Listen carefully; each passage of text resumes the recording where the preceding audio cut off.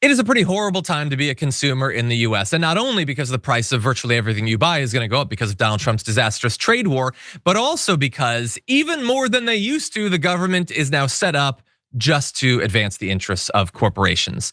And we know that in general, but in the past, there was like narrow parts of the government that were actually concerned with us. Remember the Consumer Financial Protection Bureau set up to advance your interests, to stop corporate excess. They break the law, you have an actual cop on the beat. Yeah, we're done with that, okay? A massive lawsuit over Zelle scams has been dropped by the Consumer Financial Protection Bureau, which barely exists now except to wind down investigations. So this lawsuit was dismissed with prejudice, meaning the case cannot be refiled, that's it. And so the Bureau had previously, back in December, before Donald Trump, they had filed the lawsuit against the operator of Zelle, that's Bank of America, JP Morgan Chase, and Wells Fargo, for quote, failing to protect consumers from widespread fraud, amounting to more than $870 million over 7 years. So you have your interests in not being scammed, and you have the bank's interest in not paying $1 billion in fines.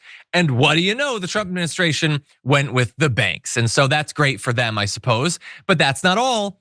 The CFPB last week dropped lawsuits against Capital One, Vanderbilt Mortgage and Finance, Rocket Homes Real Estate, and the Pennsylvania Higher Education Assistance Agency, which had all been accused of cheating consumers. We'll never know. We don't get an investigation now because that's not what the CFPB is for anymore. And so the Capital One lawsuit, that's gone. And effectively, it's just been thrown into utter chaos. The Trump administration, in the 2 months they've been around, have already halted or moved to dismiss enforcement investigations and cases against 89 different corporations. That's 25% of all of the corporations that Public Citizen is tracking are the targets of investigations. A quarter are gone within like a month and a half. And this might give you some deja vu because corporate impunity from these sorts of investigations during Trump's first term increased to record levels. Federal prosecutions of corporate crime during those years were their lowest in 2.5 decades. And so we're right back to that same thing. It is great time to be a CEO or a shareholder of one of these corporations. You can break the law, you can defraud your customers, and you will be protected by Donald Trump because you're his true constituents. A storm is tearing up the digital media industry. Only our audience can save us in these difficult times. Help us reach our goal of 100,000 new members at tyt.com/team. What do you think, Francesca? I mean, yeah, it is game on. The class war is on.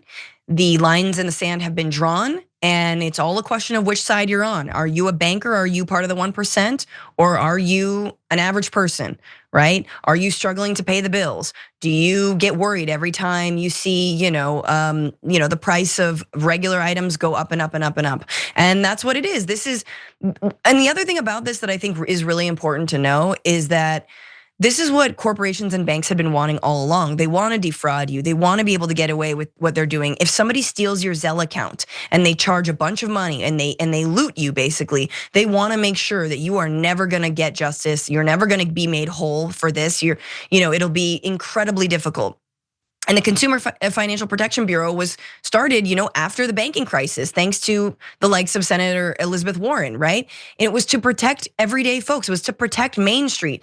And so the problem for me is Democrats have not been heralding these kinds of wins. The fact that we're going after banks, that they're trying to loot you, they're coming after your money because they still want to play nice with their donors. And the reality is they cannot. The battle lines have been drawn. And so which side are you on, man? And this is the problem, like when you, for decades, allow the federal government to take a back seat to money, to profit, when you allow money to flood into our political system, this is the natural conclusion of all of that. And so guess what? We're gonna have more Occupy Wall Streets. We're gonna have more uprisings. Good. And as we should, and the repression will be swift, but it doesn't matter because we're being fleeced. We're being fleeced. Yeah, again, I guess this is the power of Fox News and independent right-wing media or whatever, that they don't have to hide any of this.